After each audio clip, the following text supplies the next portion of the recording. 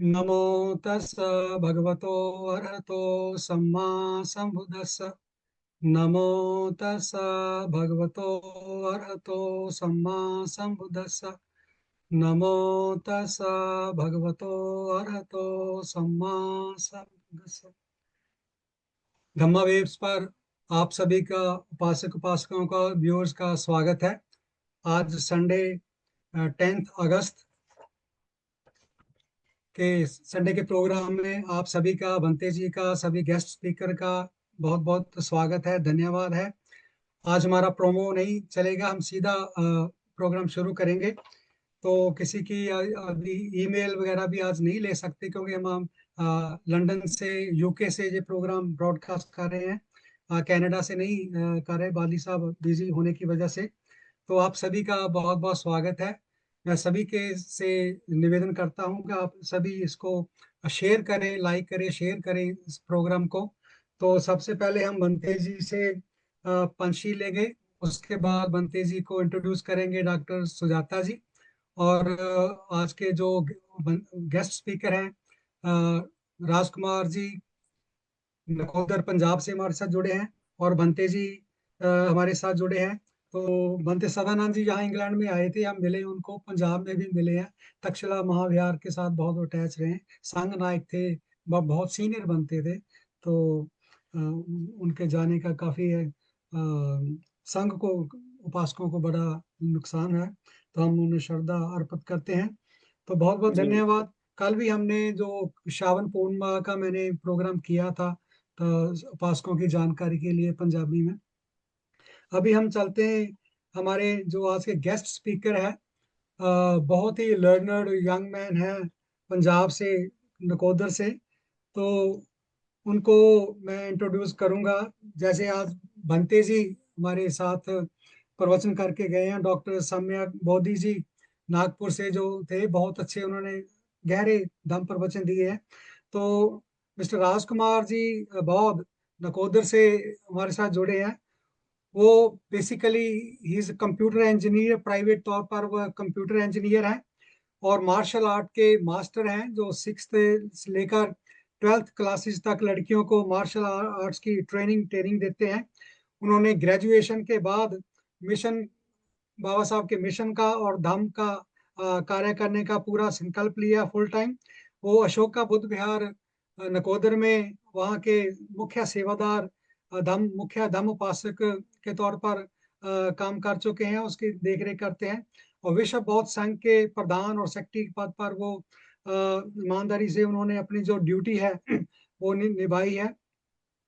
और बुद्ध गया मुक्ति आंदोलन, जो जिसका आज मिसाल मार्च भी सारे इंडिया में हुआ, जलंधर में भी हुआ।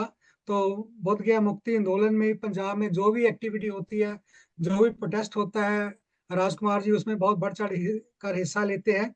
और जो हमारे धम्म स्थान है, हमारे पिलग्रिमेज है धम्म यात्रा के लिए, वो जैसे कुलुम्बनी, सारनाथ, कुशीनारा, श्रावस्ती बुद्धिस्ट प्लेसेज है, वहाँ 20 लोगों का जत्था लेकर, उपासकों को साथ लेकर उनका टूर करवाया।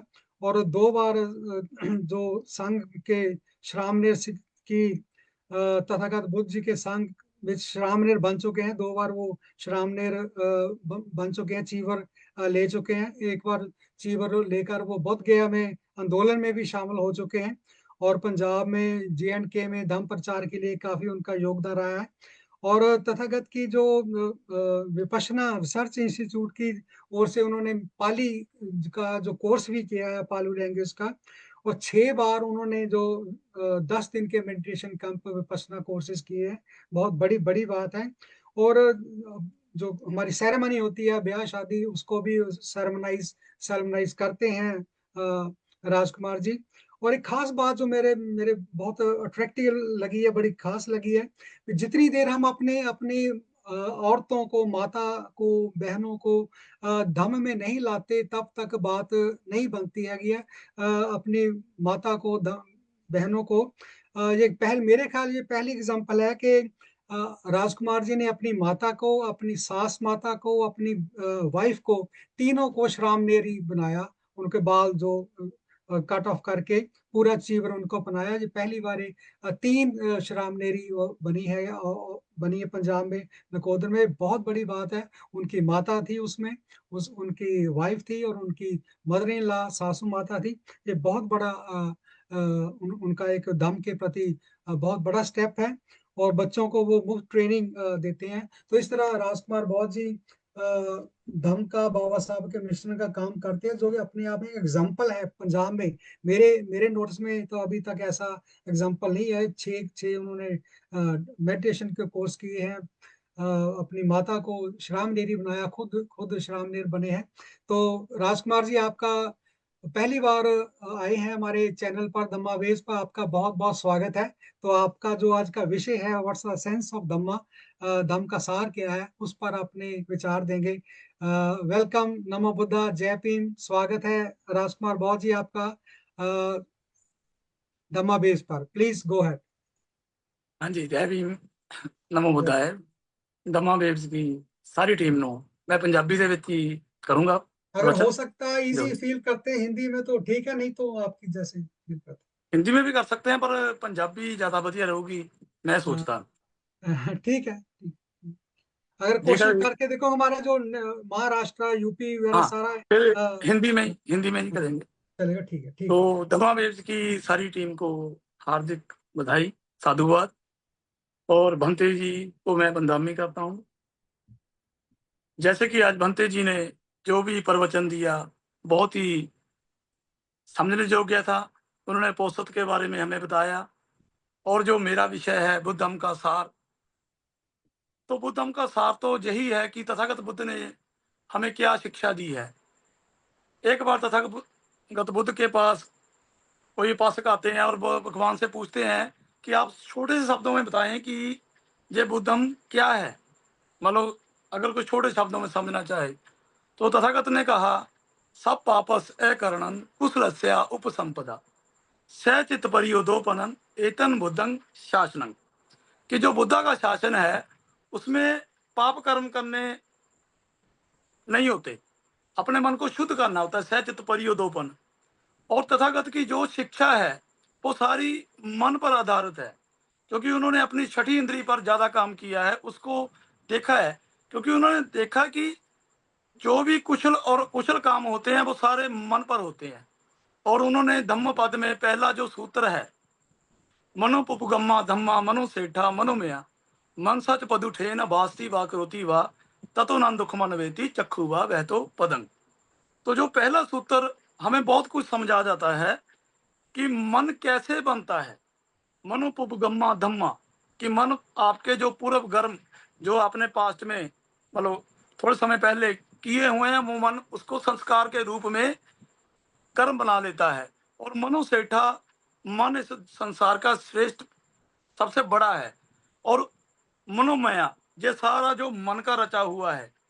अगर कोई प्राणी मन सच पदुठेन, अगर कोई प्राणी इंसान दूषित मन के साथ भाषी व कृति व कोई शब्द बोलता है और काया से कोई काम करता है, तो ततो न दुख मन वेती, तो उसके मन में जो मन का बीज है वो दुख में कन्वर्ट हो जाता है। ततो न दुख मन वेती चक्षु व वह तो पद, कि जैसे बल्द के पीछे एक गाड़ी लगी होती है, उसके चक्के बल्द के पैरों के पीछे पीछे चलते रहते हैं, ऐसे दुख उस इंसान के पीछे पीछे चलता रहता है जो इंसान अपनी काया और वाणी से दुख बोलता है, करता है। तो ये पहले तो मन में ही आता है।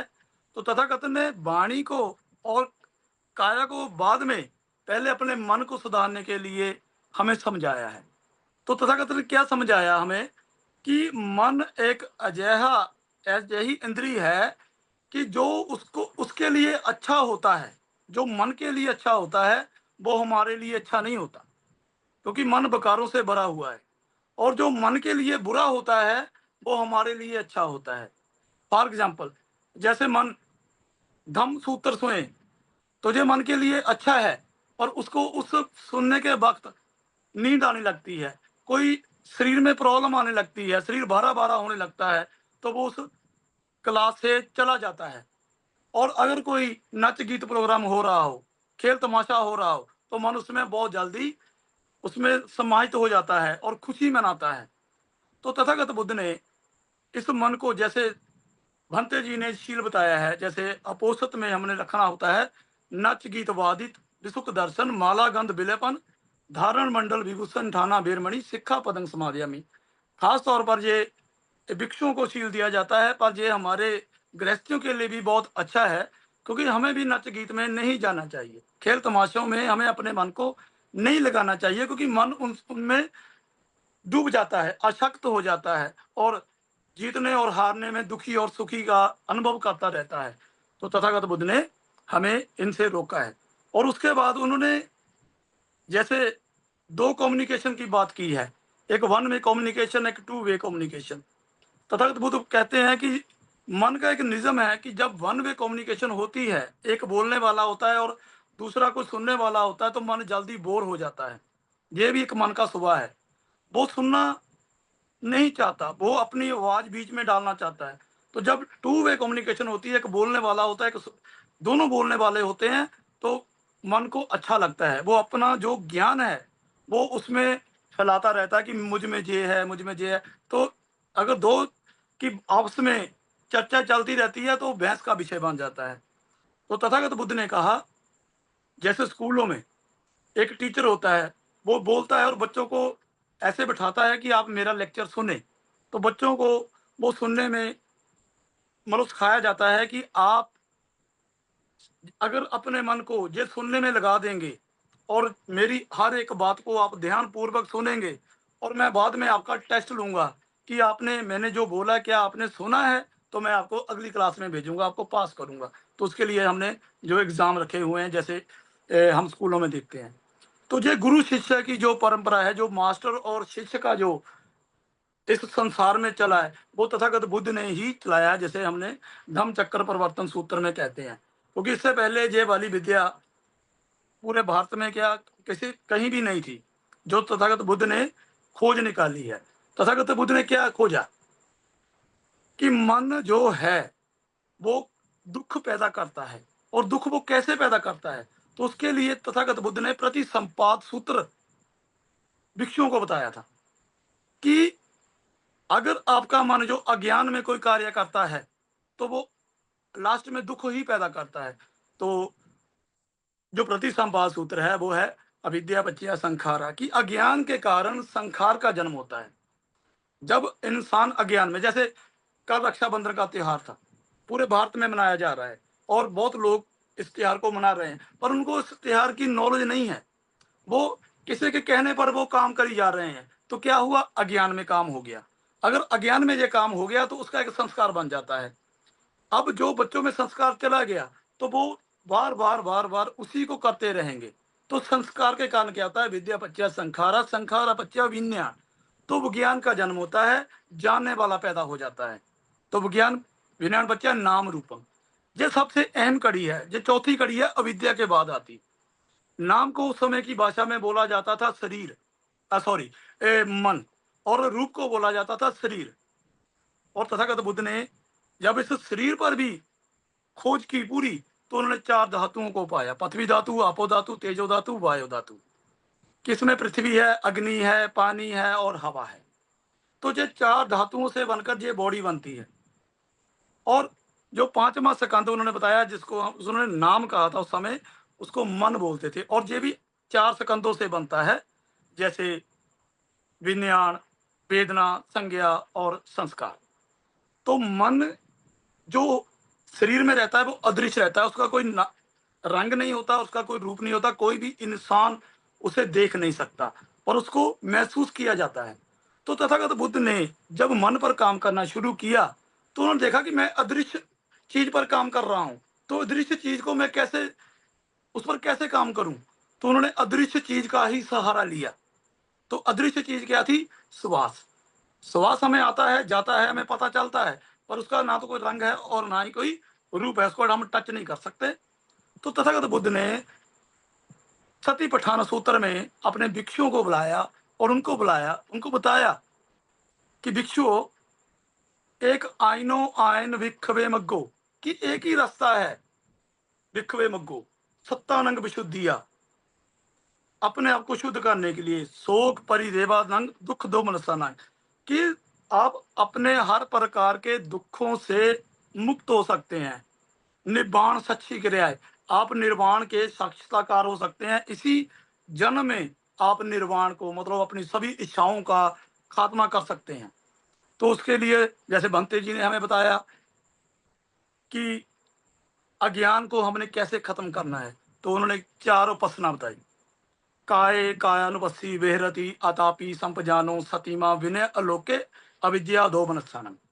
तो तथागत क्या कहेगा भिक्षुओं को कि भिक्षुओं, आपको अपनी काया पर पूर्ण तौर पर ध्यान रखना चाहिए कि आपकी अगर आंख थोड़ी सी भी बाएं की तरफ जाती है और दाएं की तरफ जाती है, जैसे मेरे हाथ ऐसे चल रहे हैं, तो आपका ध्यान होना चाहिए।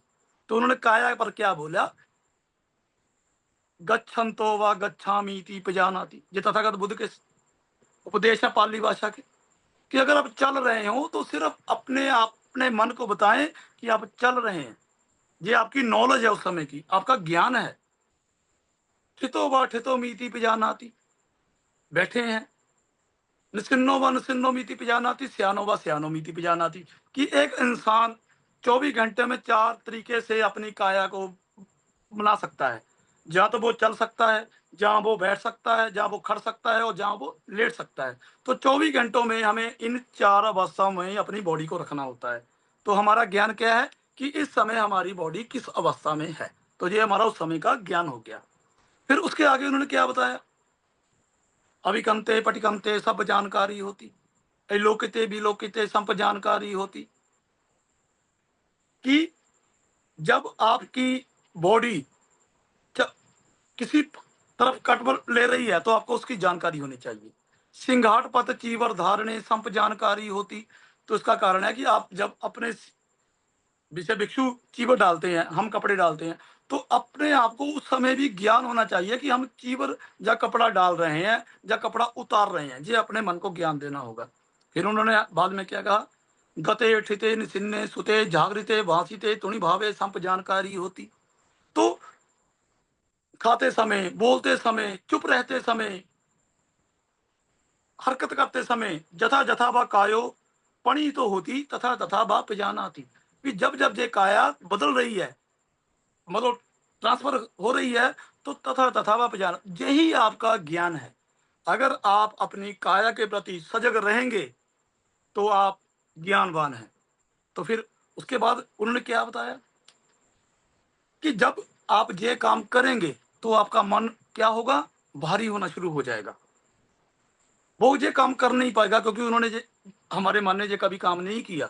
अगर आप अपने मन को अपनी काया से जोड़ के रखेंगे तो आपके अंदर में मन 5 तरह के विकार पैदा होंगे।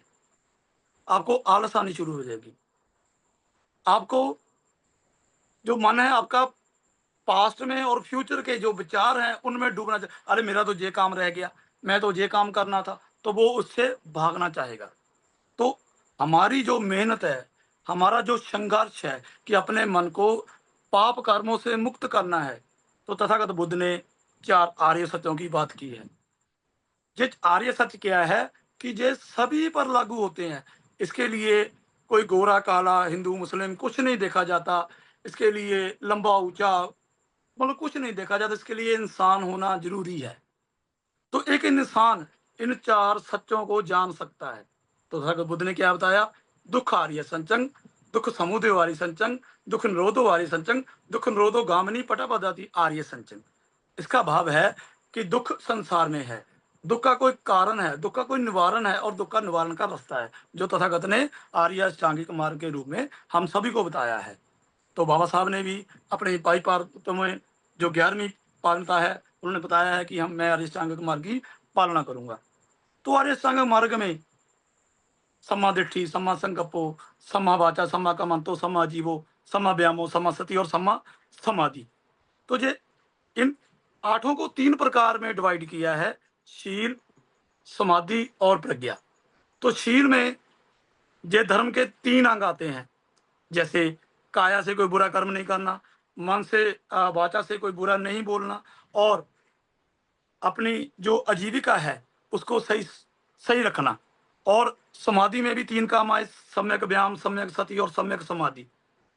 और जिसमें जिसको हम प्रज्ञा कहते हैं, ज्ञान कहते हैं, प्रज्ञा को प्रत्यक्ष ज्ञान कहते हैं। प्रज्ञा का अर्थ है प्रत्यक्ष रूप से ज्ञान हो जाना। तो उसमें सम्मा दिट्ठी और सम्मा संकल्प हो। तो तथागत ने इन सब में से ज्यादा किसको इंपॉर्टेंस दी? समा व्यायाम, समा सति और सम्मा समाधि उन्होंने बाद में रखी।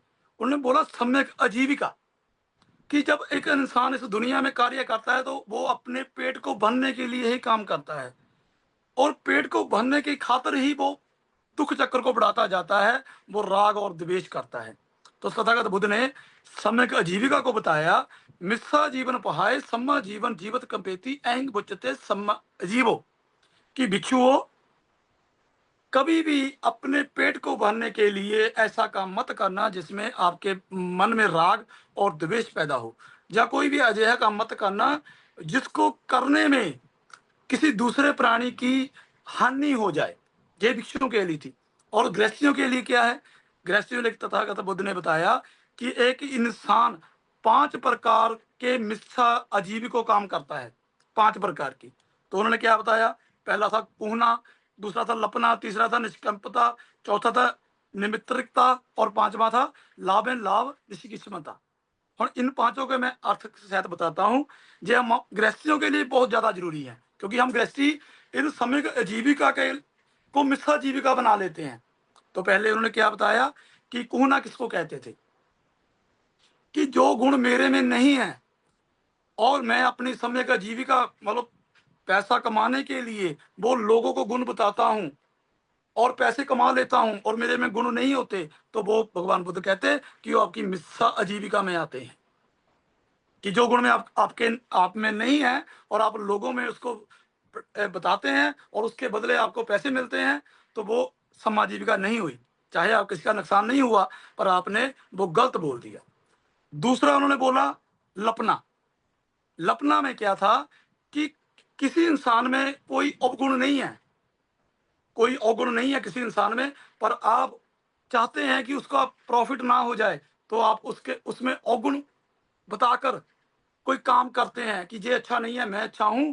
तो जब आप ऐसे कोई काम करके पैसा कमाते हैं अपने पेट को भरने के लिए या अपने बच्चों को आजीविका चलाने के लिए, तो वो आपकी मिथ्या आजीविका बन जाती है।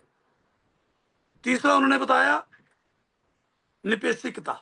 निपेशिकता का क्या होता है कि कोई इंसान दूसरे इंसान को कोई अपने लाभ के लिए कोई योजना बनाता है। जैसे LIC हो गई कि आपको इतने समय के बाद इतना पैसा मिलेगा, जहाँ कोई नई कोई स्कीम बना देता है कि आप इसमें ऐसे पैसे डालें और ये पैसे आपको डबल होके मिल जाएंगे।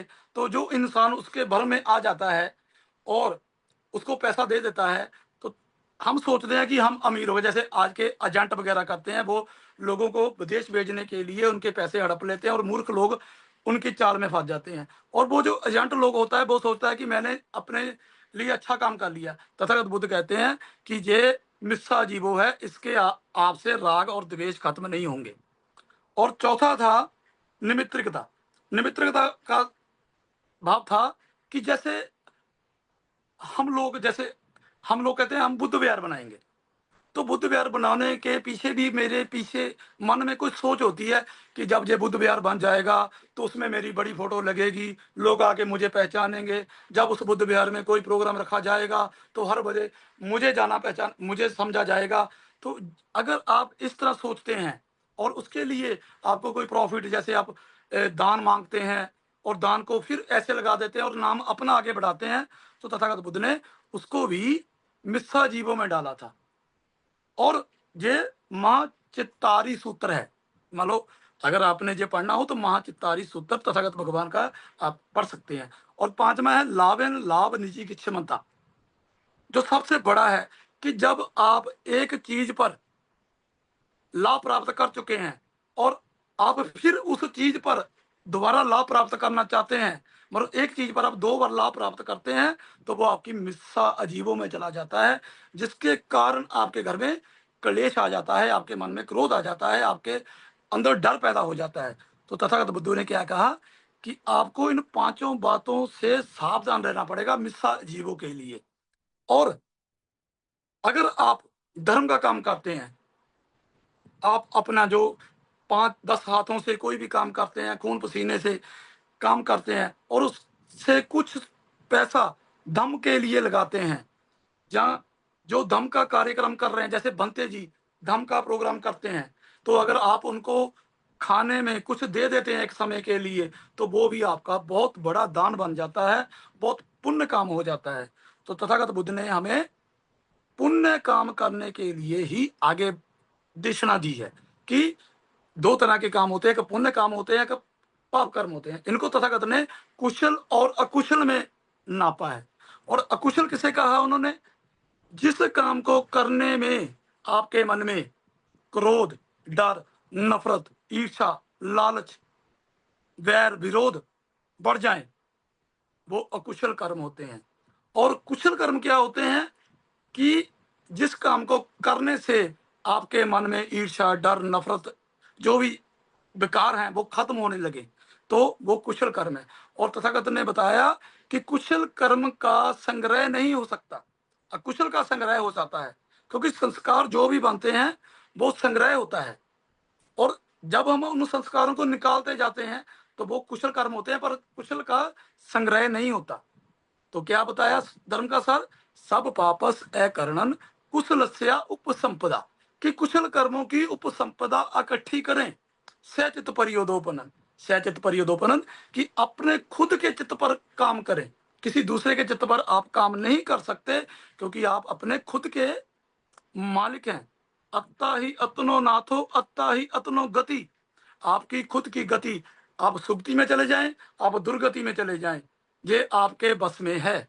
आप अपने कर्मों के आधार पर, अपने अपने कर्म के हम ही हैं करतार, अपने सुख के दुख के हम ही हैं जिम्मेवार। अगर कोई इंसान किसी दूसरे को अपने दुख का मालिक समझता है तो वो मिथ्या दृष्टि में जा रहा है। क्योंकि अगर मैं ज्ञानवान हूं तो मैं किसी से मूर्ख नहीं बन सकता। अगर मैं मूर्ख हूं तो कोई भी मुझे मूर्ख बना सकता है। आज हम भारत देश में क्या देख रहे हैं? जितने भी त्योहार हम मना रहे हैं, हमारे लोगों को किसी का कुछ नहीं पता। सब एक दूसरे के मगर लगे, जैसे भेड़ चल रही है और दूसरी भेड़ उसके पीछे चलती रहती है, ऐसे हमारे देश के नौजवान और वृद्ध लोग चल जा रहे हैं। इस देश में, जिस देश में सम्यक संबुद्ध पैदा हुए, इस देश में जो बुद्ध का आज बुद्ध की जो संख्या है, बुद्ध उपासकों की संख्या है, बहुत कम है। और जापान, थाईलैंड और ब्रह्मा देशों में हर जगह पर बुद्ध ही बुद्ध मिलते हैं। इसका क्या कारण है? ये हमें सबको सोचने पड़ेंगे, समझने पड़ेंगे और लोगों को बताने पड़ेंगे, क्योंकि इस देश में अज्ञान बहुत है। क्योंकि लोग जो सोचते हैं, जो बोलते हैं, वो कहते हैं हमें कोई देखने वाला नहीं है, हमें कोई सोच सुनने वाला नहीं है, हम अपनी इच्छा से जो मर्जी बोल सकते हैं। पर तथागत ने क्या बताया? मूसा बादा बेरमणि, पिस्सू नाय बाचा बेरमणि, सांपलापा बेरमणि, फसाए बाचा बेरमणि, कि झूठ नहीं बोलना, पहली बात। दूसरा, किसी की चुगली नहीं करना। चुगली क्या होती है? किसी को, हमारे लोगों को चुगली का नहीं पता, वो बोलते हैं कि हमने तो सच बोला। और चुगली क्या होती है कि आपने ऐसा सच बोला कि दो इंसानों के बीच में लड़ाई हो गई। सच तो बोल दिया कि उसने आपके लिए ये बात बोली थी, और जब उसको पता चला तो उसने उसके साथ लड़ाई झगड़ा कर लिया, तो आप क्या हो गए? उनकी लड़ाई के कारण बन गए। तो तथागत बुद्ध ने कहा कि चुगली नहीं करनी। आपने ये देखना कि एक इंसान दूसरे इंसान को ऐसी बात बताना किसी की कि उसके मन में उसके लिए मैत्री आ जाए, दुख ना आए। अगर उसने कोई बुरा भी बोल दिया तो अपनी वाणी से ऐसा बोलना कि उसके प्रति उसके मन में प्यार पैदा हो जाए और दोनों के संबंध अच्छे बन जाए। तो ये हमारा अच्छा कर्म हो गया। तीसरा था कौड़े वचन नहीं बोलने। जैसे हम गाली गलौज कर देते हैं, दूसरे इंसान को गुस्सा आ जाता है, तो ये बुद्ध का हमने जो शासन लाना है इस देश में, तो उसके लिए बहुत ही जरूरी है। तो 5 शील, पाणातिपाता बेरमणि, दिन्नादाना बेरमणि, कामेशु मिच्छाचारा बेरमणि, मूसावादा बेरमणि, और सुरा मेरा मज, प्रमाद उठाना बेरमणि। ये प्रमाद, इसको हम भूल जाते हैं। प्रमाद का मतलब था आलस में काम करना, सोते हुए काम करना। जैसे मेरा श्वास तो आ रहा है, जा रहा है, पर उसके प्रति मैं सजग नहीं हूं, तो क्या हो रहा है? मैं प्रमाद में हूं। तो तथागत बुद्ध ने क्या बताया, धीगंग संतो धीगंग सामीति पजानाति, कि जब श्वास छोटा होकर अंदर जा रहा है तो आपने क्या सोचना है कि यह समय मेरा श्वास छोटा होकर अंदर जा रहा है। दिगंग व पश्चात संतो दिगंग पश्चात सामीति पजानाति, अब मेरा श्वास छोटा होकर बाहर जा रहा है। ऐसी तरह रसंग व सत्संतो रसंग व पश्चात संतो, पश्चात संतो मतलब बाहर आने वाला श्वास, असत संतो मतलब अंदर जाने वाला श्वास। तो तथागत ने क्या बताया कि जब आप ऐसा काम करोगे तो ये आपकी आनापाना सती होगी, और आनापाना सती से आपको बल मिलता है, प्रज्ञा मिलती है, आपको दूसरे इंसान को सच बोलने की शक्ति मिलती है, और आप बड़ी सभा में भी, लाखों लोगों के बीच में भी अपना सच बोल सकते हो। और दूसरा तथागत हमारे भंते जी ने अभी अपोसतशील के बारे में हमें बताया। तो इसके बारे में साहब कांशीराम हमें क्या कहते थे, साहब कांशीराम कहते थे कि मैं अगर अपने लोगों को तथागत बुद्ध के दिखाए हुए मार्ग पर ला सकूं या ले आऊं, तो अगर वो एक समय का भोजन त्याग दें, मतलब सवेर का ले लिया, शाम का त्याग दिया, और मेरे देश का एक नौजवान या एक इंसान 10 रुपए का भोजन भी करता हो, और वो 10 रुपए का भोजन खुद ना करे, उससे वो मरेगा नहीं, वो उसको एक तो बल मिलेगा, और 10 रुपये अपने बचा के रखे आंदोलन के लिए, बुद्ध आंदोलन के लिए। तो मेरे देश में 85 करोड़ लोग हैं जो ये काम करेंगे और 10 रुपये बचा के रखेंगे, तो हम एक दिन में अडानी अंबानी पैदा कर सकते हैं।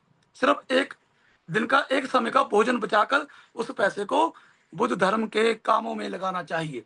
तो ये साहब कांशीराम हमें बता कर गए हैं। पर अफसोस है कि हम बुद्ध हमको तेजी से बढ़ा नहीं सके। बुद्ध के देश में ही बुद्ध का जो आंदोलन है, जैसे हम बोध गया में आंदोलन चला रहे हैं, सभी को दिख रहा है कि वो जो बुद्ध विहार है, तथागत बुद्ध को वहां पर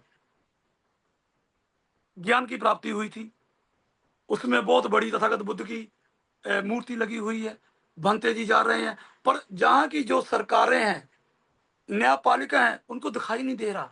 क्यों नहीं दिखाई दे रहा? क्योंकि उनकी जो दृष्टि है वो सम्मा दृष्टि नहीं है, वो मिथ्या दृष्टि है। मिथ्या दृष्टि जब तक किसी इंसान में रहेगी वो सच्चाई नहीं देख पाएगा। इसीलिए तथागत बुद्ध ने सम्मा दृष्टि को सबसे पहले का स्थान दिया है कि जब तक इंसान सत्य नहीं देख पाएगा तब तक उसे झूठ ही दिखाई देगा। और आज हमारे जो न्यायाधीश हैं, हमारे जो देश की सरकारें चला रहे हैं, वो सम्मा दृष्टि वाले नहीं हैं, क्योंकि वो इंसान को इंसान नहीं समझते।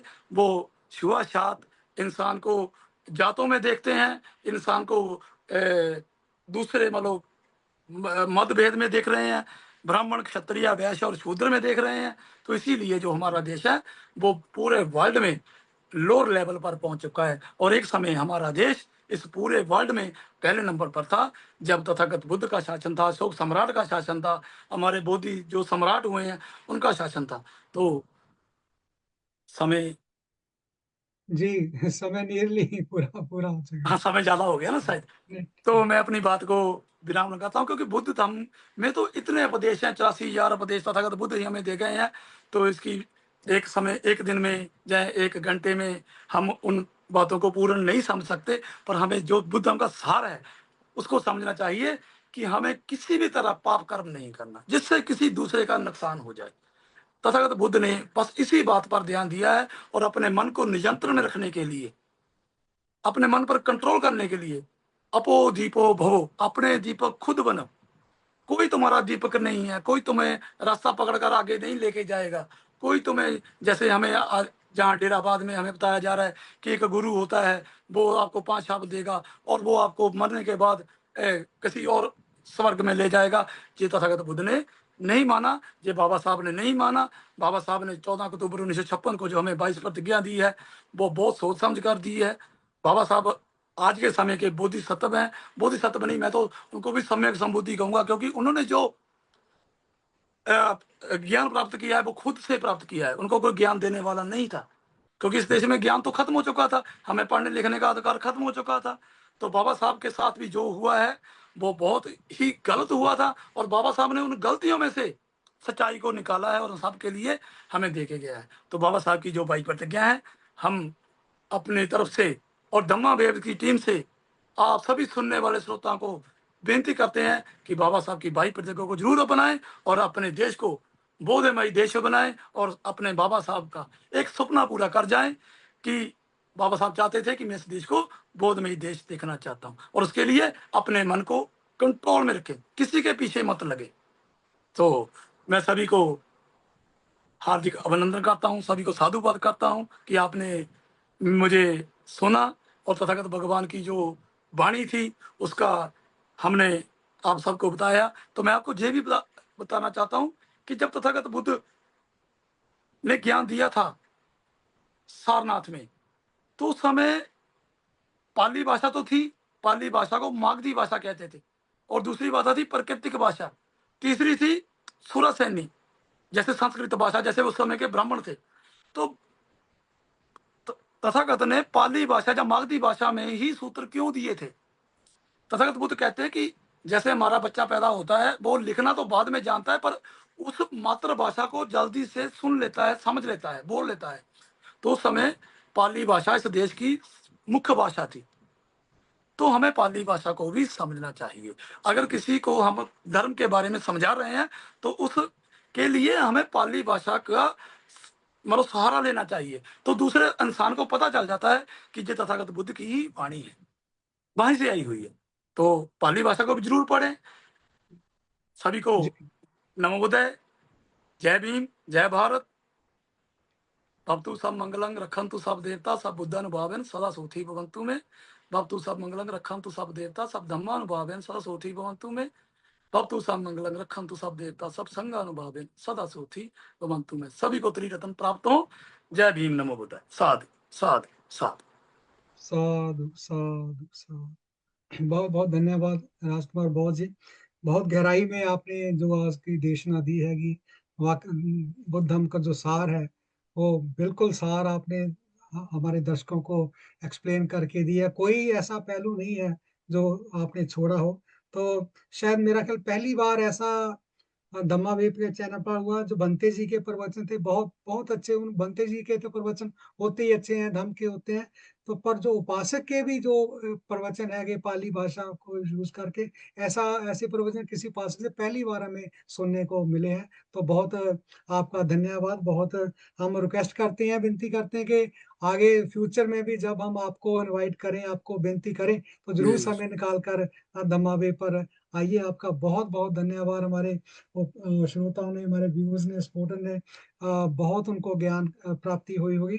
तो हमें खुशी है हमारे पंजाब में ऐसे धम्म उपासक हैं जिनको तथागत के बुद्ध की गहरी नॉलेज है, पाली की गहरी नॉलेज है। बहुत खुशी हुई आपके प्रवचन सुनकर। जी, नमो साधु बुद्धाय। साधु साधु। साधु। तो ये तो था प्यारे दर्शकों आज का जो कार्यक्रम। हम बंते जी का बहुत बहुत धन्यवाद करते हैं, राजकुमार बौद्ध जी का धन्यवाद करते हैं, डॉक्टर सुजाता जी का बहुत बहुत धन्यवाद करते हैं जिन्होंने अपने वीकली रिपोर्ट किया। तो जैसे हमने कल एक प्रोग्राम किया था श्रावण पूर्णिमा को, तो दो प्रोग्राम हमारे अगले संडे से पहले आने वाले हैं, उसके बारे में जरूर आपको बताना चाहूंगा। एक तो जैसे 15 अगस्त इंडिपेंडेंस डे आ रहा है फ्राइडे को, तो उस दिन भी हम एक स्पेशल प्रोग्राम लेके आ रहे हैं। इंडिपेंडेंस पर दलित लोगों का, बहुजन समाज के लोगों का, फ्रीडम फाइटर्स का क्या योगदान था भारत की आज़ादी में। और वेंसडे का क्योंकि हमारा जो हमने नवा न्यू चैनल, एक न्यू टाइम टेबल सेट किया, एवरी वेंसडे एक प्रोग्राम करने की कोशिश कर रहे हैं। हालांकि मेरे बाकी सारे टीम के मेंबर बिजी हैं कनाडा में, तो मैं अकेले ही कई बार मेरे को काफी टू मच हो जाता। प्रोग्राम भी जल्दी जल्दी आ गए हैं।